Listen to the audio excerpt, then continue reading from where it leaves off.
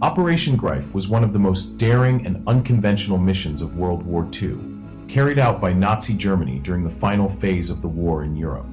It took place in December 1944 as part of the larger German offensive, known as the Battle of the Bulge. At this stage, Germany was under immense pressure from Allied forces advancing from both the east and the west. Desperate to regain the initiative, Adolf Hitler approved a bold and risky plan to launch a surprise counteroffensive through the Ardennes forest, hoping to split the Allied armies and capture the strategic port of Antwerp. Within this larger operation, Operation Greif was designed as a special mission to create confusion, disrupt communications, and weaken Allied coordination from within. The man chosen to lead this extraordinary operation was Otto Skorzeny, a figure already well known for his daring rescue of Italian leader Benito Mussolini earlier in the war. Skorzeny was tasked with forming a special unit composed of German soldiers who could speak English and were capable of blending in with American troops.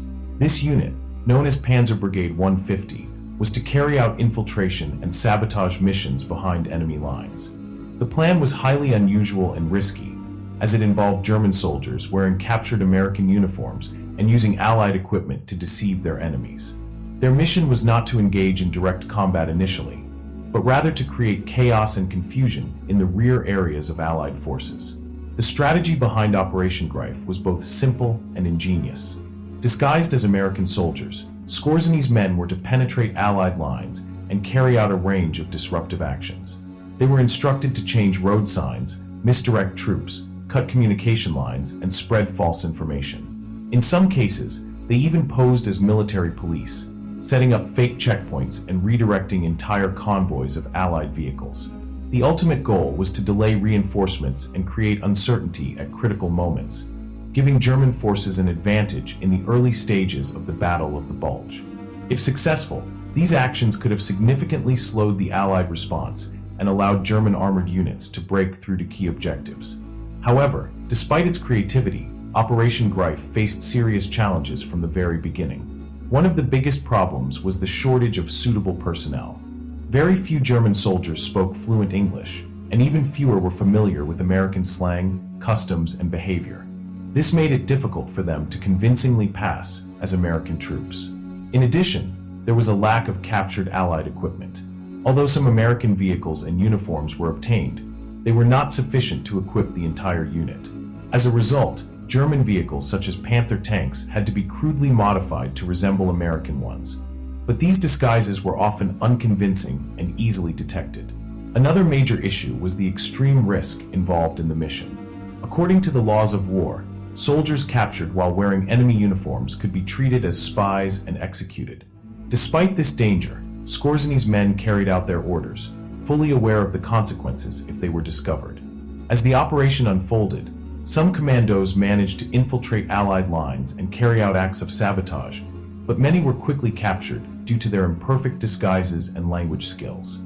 Small mistakes, such as incorrect accents or unfamiliarity with American culture, often gave them away. In some cases, they were exposed simply by failing to answer basic questions about life in the United States.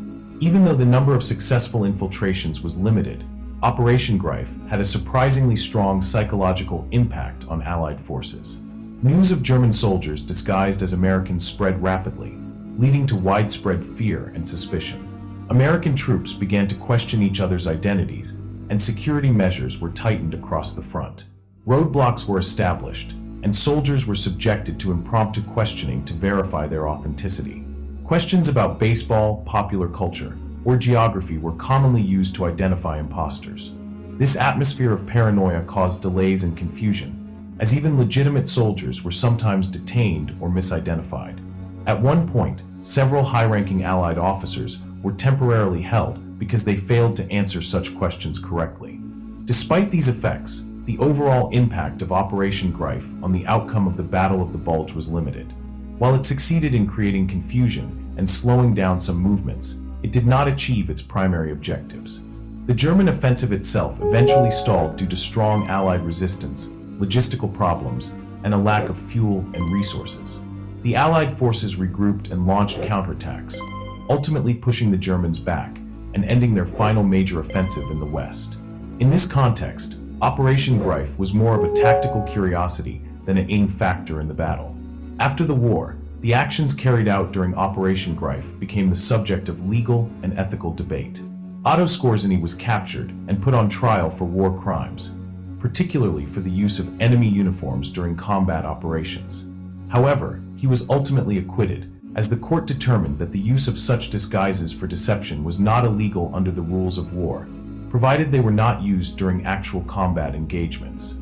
This ruling highlighted the complex nature of unconventional warfare and the blurred lines between legitimate military tactics and unlawful actions. In the end, Operation Greif stands as a fascinating example of innovation and desperation in wartime strategy.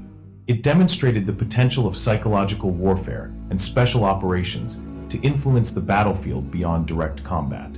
At the same time, it also revealed the limitations of such tactics when faced with practical challenges and resource constraints.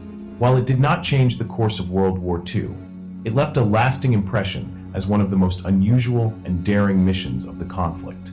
Today, it continues to be studied as a case of bold planning that fell short in execution, offering valuable lessons about the importance of preparation, realism, and adaptability in military operations.